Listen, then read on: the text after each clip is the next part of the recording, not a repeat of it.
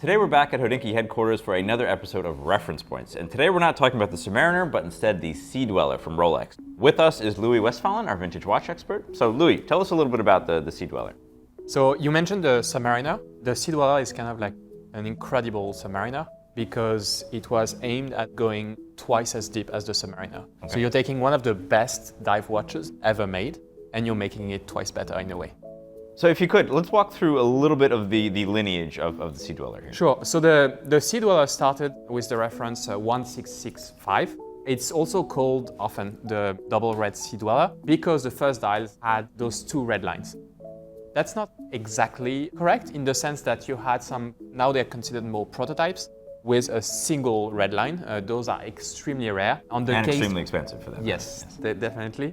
And on the case back, there is a difference with the single red where you see patent pending and the double red Sea Dweller where you see Rolex patent. Mm-hmm. Because Rolex had applied for the patent in 1967 and at the time it had not been granted. And so to be clear, there are some double red Sea Dwellers that are also patent pending. So any watch made in 1967 or early 1968, whether it's single red or double red, could say patent pending.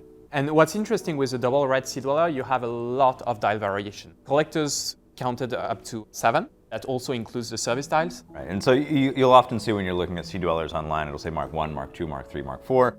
This is, as Louis mentioned, kind of the most wide range of different dial variations of any Rolex, really. We've seen Mark 1 or Mark 2 Paul Newman Daytonas. This goes well beyond that into Mark 7, which to me feels like a little much. Yeah. Small differences that make a difference in the end. And I think you see something really characteristic of the Sea Dweller going forward, the lack of cyclop. You see the date, but no cyclop to emphasize it. And one thing also is this silver date disc that would last until the next generation. Then you actually stay with the reference 1665, but you go into a watch that's called the Great White. It's the same type of case, and the very difference besides the white writing is the disappearance of the Submariner 2000 on the dial. So suddenly you really have the rise of like a complete line. It's a totally new model. Exactly. Right. So similarly with the 1680, which is the date Submariner, which is certainly a more understood reference, you have the red Submariners around the same time that you have the double red Sea Dwellers, and then that also transitioned to white. Exactly. And then you move to a reference that changes everything. The reference 16660. It's nicknamed the 666 from the reference number, and it's really the leap into modernity for me. It's introduced in 1978, and you see it's completely different in form factor. Right. You still have, the matte dial, painted indexes, at least in the beginning, but thicker case, much bigger helium valve, and that's the big change, the sapphire crystal. It's not the first Rolex watch to have a sapphire crystal, but it's among the first ones. And it changes things in the way that if you add both, the depth rating just doubled. It's a watch that in the end changed to glossy dials as well, with white gold surrounds. So you can find this reference with both. Exactly. Similarly to the 5513, which you can find with both. Yes, and it's interesting it's crucial to know the difference and the timing. Basically the change is around 8.5 million.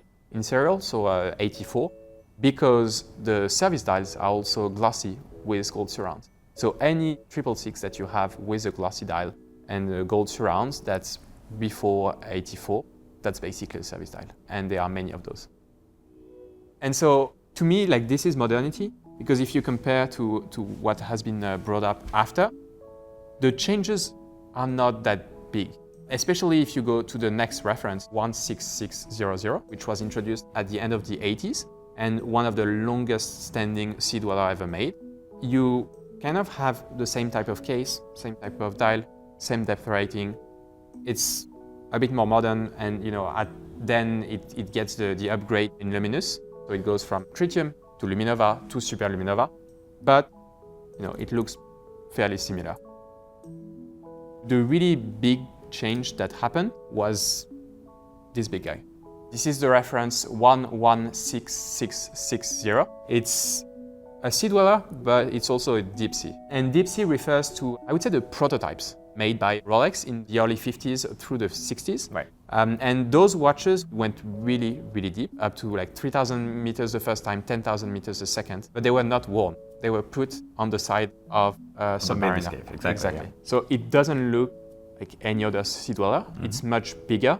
You're talking about a diameter that went from 40 millimeters to 44. The thickness is almost double, I would say. It was released first in 2008 with a black dial, and then in 2014 was released with a deep blue dial to commemorate James Cameron dive. That said, the sea dweller, like the simple sea dweller, never really disappeared from the Rolex lineup, in the sense that it came back in 2014 with the reference 116600. So from 2008 to 2014, there was not a traditional sea dweller in the catalog. No, there was the bigger. The bigger, exactly, the big boy. And then this one came up and gathered a lot of excitement at first. It's pretty much the modern evolution. We went back to a 40 millimeter diameter, but it gets the ceramic bezel and bigger indexes, upgraded luminous material. So it's very much like the modern sea dweller.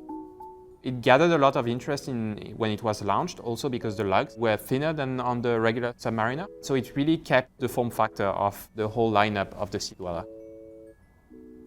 Then something happened. It was discontinued to give way to the very new sea dweller, reference 126600, that had a lot of changes. The most obvious one is the Cyclops, which had never been in any sea dweller. Then the case got bigger. Not as big as 44, but 43 millimeter. And in that sense, it kind of like departed from all the sea dweller that we've looked at so far.